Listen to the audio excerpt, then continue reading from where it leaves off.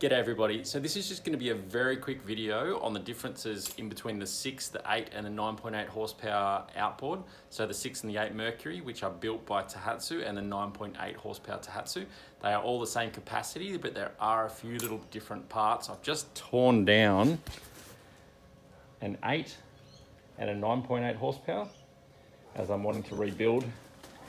So I'll just run through the differences in parts. The exhaust tuner in both those legs is exactly the same. So there's nothing with the exhaust tuner, the little tube inside the exhaust runs through. The blocks themselves have the exact same porting, the same reeds, everything like that is exactly the same.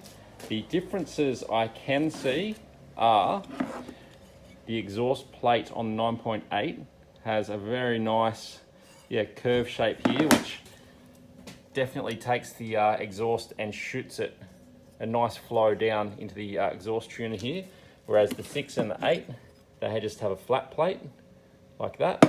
So yeah, the exhaust, I mean, it still obviously gets out, but that one there is going to flow a lot better. So that's the 9.8, has the curved exhaust plate, that part there. The carburetor on the 6 and the 8 have quite a small throat on them. It says 13 millimeters there, so down in there it's quite small.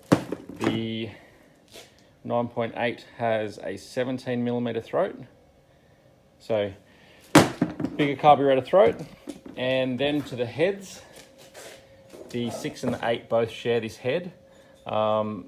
And when I've compression tested the 6 horsepower and the 8 horsepower, they are around 90, 95 PSI. And you can see has quite a big step down there between the actual top of the piston and the squish band. So that part there is called the squish band.